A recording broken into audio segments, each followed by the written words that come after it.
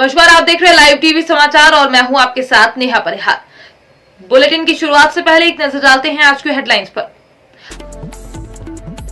संसदीय क्षेत्र बनारस बाबा विश्वनाथ की काशी नगरी में मंदिरों में लगी दिन भर भक्तों का तांता। यूक्रेन से दिल्ली के रास्ते वाराणसी एयरपोर्ट पर पहुंची नेहा पटेल का एयरपोर्ट निदेशक अरियमा सान्याल ने किया स्वागत। ग्राम सभा भीगुरी में मानक विहीन से बनाया जा रहा नाली का निर्माण। भाजपा और सपा देश को बांटने का काम कर रही है। अब खबर विस्तार से।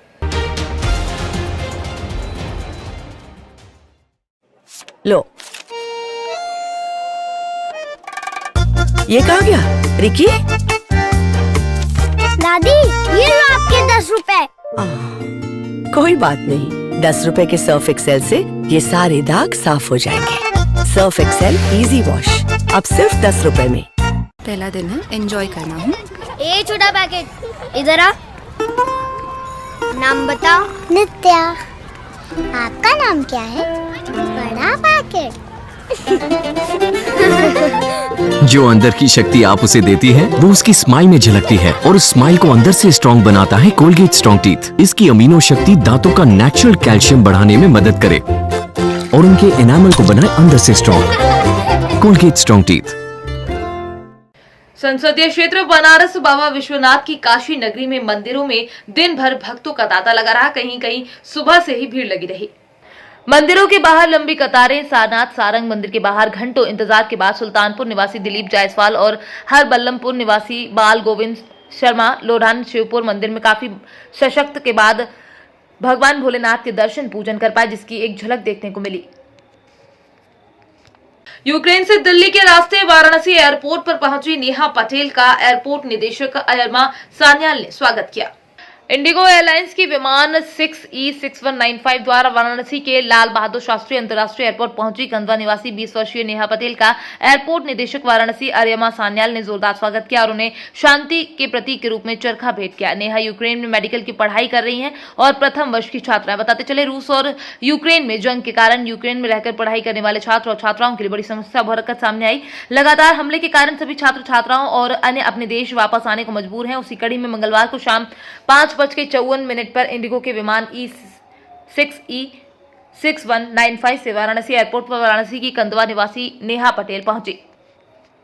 अग्रिम जानकारी के अनुसार रवि किशन शुक्ला का रोड शो नौतनवा से नगर पंचायत सोनोली तक था, मगर किन्हीं कारणों से गोरखपुर सांसद को गांधी चौक से ही वापस गोरखपुर रवाना होना पड़ा।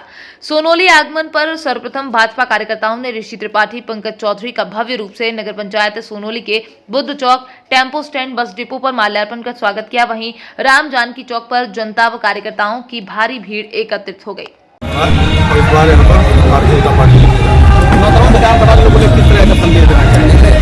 लेकिन हमेशा दो माफियाओं के बीच में पिसती गई और ये गांव-गांव में दो भाग में गांव को लड़ाते रहे और जनता पिसती गई। अब जनता समझ चुकी है। 2014 से ही भारतीय जनता पार्टी को जिताती आ रही है। 2014 में भी जीताई, 19 में भी जीताई और 21 में ब्लॉक प्रमुख भी बनाई और इस बार निश्चित तौर से विधायक भी भारतीय जनता पार्टी के बनेगा। शिवरात्रि के पर्व पर परमहंस आश्रम पर 50वां स्थापना दिवस मनाया गया। महाशिवरात्रि के पावन पर्व पर जालौन स्थित ग्राम देवगांव में श्री बद्री विशाल परमहंस महाराज के आश्रम पर आज 50वें स्थापना दिवस मनाया गया। इस कार्यक्रम में 7 दिन पूर्व से आयोजित श्रीमद् भागवत कथा का आयोजन किया जा रहा था, जिसका आज समापन हुआ। यह मंदिर काफी पुराना है और यहाँ पर श्री बद्री विशाल परमहंस महाराज के कई चमत्कारिक काम हुए जो क्षेत्र की जनता स्वयं देखे हैं। चमत्कार देखा हुआ है मेरा और इसको कोई भी आके देख सकता है। हर आदमी को आपसे थोड़ा परमहंस महाराज जी के बारे में जानना चाहेंगे कि महाराज जी ने किस तरीके से यहाँ क्षेत्र में रहे, क्या उनके बारे में चर्चा है, इसके बाद उन्होंने अपना जीवन आगे कैसे बढ़ाया, कहाँ परित्याग किया, किस तरीके से, थोड़ा उनके बारे में। ऐसा है, ये स्वयं बद्रीनाथ जी महाराज है, क्योंकि हमारी जो दादी की परदादी थी जब ये पेट में थे उनके, तो उन्होंने जब ये कहा कि हमें तुम जैसा पुत्र चाहिए, तो ये स्वयं ही आ गए थे यहाँ पे। चारों धाम करने गई थी बद्रीनाथ, तो ये स्वयं फिर यहाँ आ गए। यहाँ इनमें 5 साल के थे, इन्हें दुकान वगैरह खुलवाई, 10 साल में इनको दुकान खुलवाई। तो इन्होंने, इनके बड़े भाई ने पूछा कि क्यों बद्री दुकान नहीं चलाते हैं, ये कहाँ रहते हैं, फलाना ठिकाना, ऐसा बोल दिया। तो तो जब इन्होंने ऐसा बोलने के बाद तो इनकी जब गुल्लक चेक हुई थी, ये गुल्लक चकाचक भरी थी और सामान दुकान से जितना देना था उतना गायब था। किसी की शादी हुई उसमें पूरा सामान उठा दिया। ऐसे इनके क्या ही चमत्कार हैं, एक ट्रेन का है चमत्कार, कई ऐसे इनके चमत्कार हैं, ये बखान नहीं कर सकते हैं शायद। तो ये आश्रम कहीं ना कहीं चमत्कारों से भरा हुआ है। यहाँ पर जो लोग आते हैं, जो श्रद्धालु भक्त आते हैं, वो हमेशा यहाँ पर एक नई बात पाते हैं, नए तरीके से उन्हें कुछ ना कुछ नया चमत्कार देखने को मिलता है। अब आती है तो लोगों के अंदर श्रद्धा अपने आप जग जाती है। हम आज बात कर रहे हैं जनपद जालौन के देव गांव में, जहां पर श्री बद्री विशाल परमहंस महाराज जी का आश्रम है। यहां पर लोग आस्था लेकर आते हैं और पिछले 50 वर्षों से निरंतर महाशिवरात्रि के पर्व पर यहां लाखों श्रद्धालु आकर अपनी मनोकामना मांगते हैं। आज हम बात करते हैं श्री बद्री विशाल परमहंस महाराज ट्रस्ट की जो अध्यक्ष है नारायणी जी, उनसे बात करते हैं, उनसे पूछते हैं कि यहाँ पर कितने समय से ये मेला चल रहा है, कितने श्रद्धालु यहाँ पर आते हैं। जी नमस्कार जी। जी नमस्ते। जी मैडम, यहाँ पर ये कितने वर्षों से मेला चल रहा है और कितने श्रद्धालु लगभग यहाँ पर आ जाते हैं? ये तो मेला तो सालों से चला आ रहा है। एक्चुअली में ये बब्बा महाराज के बाद यहाँ स्थापना हुई थी, बब्बा महाराज की प्रतिष्ठित हुई थी, उसी साल से ये भंडारा हो रहा है शिवरात्रि पर्व पे। और अभी इस बार 50वीं सालगिरह मनाई जा रही है, तो बहुत सालगिरह मनाई जा रही है और बहुत बढ़ चढ़ के हिस्सा हुआ। मतलब भक्तों ने भागवत भी करवाई है, 7 दिन से भागवत हो रही है और 101 किलो का प्रसाद लगाया है। कितने श्रद्धालु यहाँ पर आते हैं और कितने दिनों का ये प्रोग्राम चलता है? कितने जगह से लोग आते हैं, कहाँ से लोग आते हैं, लगभग कितने लोग हो जाते हैं? बहुत मतलब हज़ारों लोग हो जाते हैं, 25-30 हज़ार के आसपास इतने हो जाते हैं। और आते तो हैं वही अमृतसर, दिल्ली, अम्बाला, नोएडा, झांसी, ग्वालियर और अभी तो लखनऊ से भी आ रहे हैं और इलाहाबाद से भी आए हैं 1-2। और अच्छा, यहाँ जो आश्रम का निर्माण हुआ है, जैसा पता चला कि ये मार्बल से आश्रम बनाया गया पूरा, और मार्बल जब यहाँ लगाया गया तो उसमें अद्भुत कुछ कलाकृतियाँ निकल के आई जो भगवान या देवी के रूप में निकल के आई। उसका क्या मानता है और यहाँ क्या श्रद्धा है उसकी? हाँ, इस साल मैंने देखा है कि एक मतलब अद्भुत चमत्कार हुआ है। देवी माँ की मूर्तियाँ दिखाई दे रही, सिंहवाहिनी मंदिर एकदम दिखाई दे रहा है और एक गुफा सी लग रही है, उसमें कहीं लग रहा है जैसे शिव जी अपने बिल्कुल एकदम बैठे हैं, आँख बंद करके बिल्कुल अपनी उसमें तपस्या कर रहे हैं।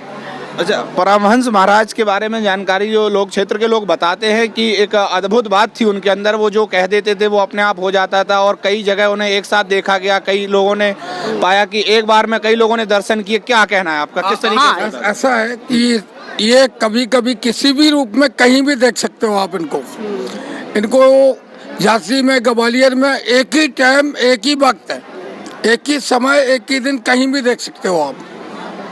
ऐसा इनका अद्भुत चमत्कार है। और चमत्कार जो अभी हम मार्बल का जयपुर से पत्थर लेके आए, वो एकदम वाइट पत्थर लेके आए थे, तो उसमें आप अपने आप देवी जी की सिद्धियां अपने आप जौनपुर 366 विधानसभा सदन निर्दलीय प्रत्याशी विजय कुमार उपाध्याय ने भाजपा तथा सपा को देश को बांटने वाली पार्टी करार दिया। निर्दलीय प्रत्याशी ने कहा कि भाजपा प्रत्याशी तथा राज्य मंत्री गिरीश चंद्र यादव से जनता संतुष्ट नहीं है। उन्होंने बसपा को मरी हुई जातिवादी पार्टी बताया है। बसपा समाप्ति के करीब है। नहीं है, ये हस्र है और जीत जाएंगे, क्या करेंगे ये समाज देख रही है, जनता देख रही है। और बीजेपी जो जातिवाद का और छोटे छोटे जो है राष्ट्रीय अध्यक्षों को इतना पनाह दे रही है और सपा भी दे रही है, निश्चित रूप से ये देश को बांटने का और जातिवाद में बांटने का ये सारा श्रेय ये राष्ट्रीय पार्टियों को जा रहा है। इसलिए हम अपने जनपद जौनपुर में 3 विधानसभाओं पे निर्दल प्रत्याशी के रूप में हम स्वयं अभी पार्टी का नामकरण नहीं किया है हमने। हम 3 पार्टियों को लेकर 3 प्रत्याशियों को लेकर लड़ रहे हैं। हम अपने प्रत्याशियों को जिता लेंगे, उसके बाद नामकरण करेंगे। बसपा के बारे में आपका क्या कहना है? बसपा जो है देखिए इसमें मरी हुई पार्टी हो गई है, उसका कोई जनाधार नहीं रह गया है। लोगों का रुझान अब है कि नहीं है बसपा की तरफ? बसपा की स्थिति बहुत ही विभत्स स्वरूप हो गया है जी। और आने वाले समय में ये पार्टी हमको लग रही है कि समाप्त हो जाएगी। ऐसा क्यों? क्योंकि जातिवाद, एक मिनट आपके बात को मैं काटूंगा और आपके माध्यम से जनपद के सारे जनता सुन रही है, विशेष रूप से हमारी विधानसभा 366। जी। जब तक जातिवाद पे वोट मांगा जाएगा, राष्ट्र हित को दरकिनार किया जाएगा, तब तक ये कितने दिन तक जी। ये दो पंचवर्षीय, 3 पंचवर्षीय, 4 पंचवर्षीय, क्योंकि जनता, आज की जनता वो जनता नहीं है जिस जनता के पीछे आप बता करूंगा। आज भुलाने वाली यानी भूलने वाली जनता नहीं है। आप क्या कहे थे 5 साल पहले, आज आप आए हो, कितना काम किए हो, तब आपके साथ होगी। सदर विधानसभा में गिरीश मंत्री जी ने क्या विकास किया है, विकास के बारे में क्या कहा, क्या जनता उससे संतुष्ट है? देखिए, मैं जितनी दूर तक जा रहा हूँ उनसे जनता तो काफ़ी असंतुष्ट नज़र आ रही है। वो शायद 90,713 वोटों से वो शायद विजयी हासिल किए थे, हैं, लगभग इसी वोटों से रहे हैं वो। और हमको तो ये लग रहा है कि इस बार 50,000 वोटों को क्रॉस करना उनके लिए बहुत भारी होगा। और हम तो जीरो से हैं, हम तो जीरो से स्टार्ट कर रहे हैं और प्रथम बार इलेक्शन लड़ रहे हैं, जनता के बीच जा रहे हैं। ये 10 तारीख बताएगा जनता हमारे लिए क्या कर रही है, मैं जनता के लिए क्या किया हूँ। मैं स्वयं नहीं बताना चाहता कि मैं क्या हूँ और जनता मेरे लिए क्या करना चाहती है। वक्त तो चला एक छोटे से ब्रेक का, फिर मुलाकात होगी ब्रेक के बाद। पहला दिन है, एंजॉय करना हूँ। ए छोटा पैकेट इधर आ। नाम बताओ। नित्या। आपका नाम क्या है? बड़ा पैकेट। जो अंदर की शक्ति आप उसे देती है वो उसकी स्माइल में झलकती है, और उस स्माइल को अंदर से स्ट्रॉन्ग बनाता है कोलगेट स्ट्रॉन्ग टीथ। इसकी अमीनो शक्ति दांतों का नेचुरल कैल्शियम बढ़ाने में मदद करे और उनके एनामल को बनाए अंदर से स्ट्रॉन्ग। Colgate strong teeth. लो, ये कहाँ गया? रिकी, दादी ये लो आपके 10 रुपए। कोई बात नहीं, 10 रुपए के सर्फ एक्सेल से ये सारे दाग साफ हो जाएंगे। सर्फ एक्सेल इजी वॉश, अब सिर्फ 10 रुपए में। ब्रेक के बाद एक बार फिर आप सभी का स्वागत है। आइए बढ़ते हैं अगली खबर की ओर। जौनपुर शाहगंज 365 विधानसभा शाहगंज के अपना दल एस भाजपा तथा निषाद पार्टी के गठबंधन प्रत्याशी रमेश सिंह ने शाहगंज के सपा विधायक और प्रत्याशी शैलेंद्र यादव ललई पर 20 वर्षों में विकास न करने का आरोप लगाया। उन्होंने कहा कि सपा सरकार में गुंडागर्दी और माफिया राज चरम पर होता है। मौजूदा विधायक के कार्यकाल में शाहगंज का विकास शून्य है। पूरे प्रदेश में विकास की दृष्टि से सबसे पिछड़ी विधानसभा शाहगंज है। घाटमपुर में पार्वती संघ विवाह रचाने निकले भोले बाबा, देवता भूत प्रेतों के साथ निकली शिव बारात। मुख्य चौराहों से होते हुए बाबा शिव की बारात पहुंची मां कुष्मांडा देवी मंदिर प्रांगण में। एक तरफ जहां संपूर्ण भारतवर्ष में आज महाशिवरात्रि का पर्व भारत के अलग अलग राज्यों में अलग अलग तरीके से मनाया जाता है, वहीं हम बात कर रहे हैं कानपुर नगर के महज 45 किलोमीटर दूर स्थित घाटमपुर तहसील के कस्बा घाटमपुर की, जहां पर भगवान शिव की भूत प्रेतों से सुसज्जित, देवताओं से सुसज्जित बारात निकाली जाती है और भगवान शिव की माता कुष्मांडा देवी प्रांगण में शादी की जाती है। महाशिवरात्रि के पावन पर्व पर भक्तों ने मंदिर में महादेव पर पुष्पाभिषेक किया। महाशिवरात्रि के पावन पर्व के अवसर पर सभी मंदिर शिवालयों में भक्तों की लंबी लंबी कतारें लगी हुई हैं। बहुत ही जोश के साथ जोर जोर से भक्तों के द्वारा जय घोष लगाए गए। ओम नमः शिवाय, ओम नमः शिवाय। शिव मंदिरों पर भक्तों द्वारा भजन कार्यक्रम भी रखा, जिसको बाबा भोलेनाथ के गानों को गाते हुए मस्ती में झूमते हुए दिखे। प्रसाद के रूप में फल, मिठाई और ठंडाई भक्तों को मिली। जैसा कि भक्तों की मान्यता है, महाशिवरात्रि को शिव जी और पार्वती मैया की वैवाहिक वर्षगांठ के रूप में मनाते हैं। महिलाओं को सम्मान देना और टिकट वितरण दोनों में बहुत अंतर है, साध्वी निरंजन ज्योति ने कहा। वाराणसी भारत सरकार के उपभोक्ता मामले में खाद्य और सार्वजनिक वितरण और ग्रामीण विकास राज्य मंत्री साध्वी निरंजन ज्योति ने अपने जन्मदिन के अवसर पर महाशिवरात्रि के दिन बाबा काशी विश्वनाथ दरबार में मत्था टेका। इस अवसर पर साध्वी निरंजन ज्योति ने समाजवादी पार्टी पर तीखा प्रहार करते हुए कहा कि एक तरफ वे हैं जो आतंकियों के मुकदमे वापस लेते हैं और दूसरी तरफ वो हैं जो आतंकियों को ठोकने का काम करते हैं। योगी आदित्यनाथ जी जिस तरह से कानून का राज स्थापित किए हैं, आज उत्तर प्रदेश में बहन बेटियां रात में भी कहीं आ जा सकती हैं। जो आतंकवादियों के मुकदमे वापस लेते हैं और एक तरफ वो हैं जो मुकदमा नहीं वापस लेते, ठोकने का काम कर रहे हैं। माननीय मुख्यमंत्री योगी आदित्यनाथ ने जिस तरह से उत्तर प्रदेश में कानून का राज स्थापित किया है, आज उत्तर प्रदेश में बहन बेटी भी रात बिरात कहीं भी जा सकती है। ये कानून का राज स्थापित हुआ है। मैं जहाँ बनारस की धरती पर हूँ, बनारस पहले भी था, आज भी है, लेकिन आज में और पहले में परिवर्तन क्या हुआ है। आज बनारस एक अपने आप का अस्तित्व लेकर के दिव्य और भव्य बनारस माननीय मोदी जी ने किया है। मुझे उम्मीद है कि हम लोग 2017 का रिकॉर्ड तोड़ेंगे। प्रियंका गांधी ने 40% सीट महिलाओं को दी है, तो उससे बीजेपी पे क्या कुछ असर पड़ेगा उसका? देखिए, महिलाओं का सम्मान देना और टिकट देना दोनों में बहुत बड़ा अंतर है। महिलाओं का सम्मान कांग्रेस में प्रियंका गांधी और सोनिया गांधी को छोड़ के और कोई नहीं है क्या महिला?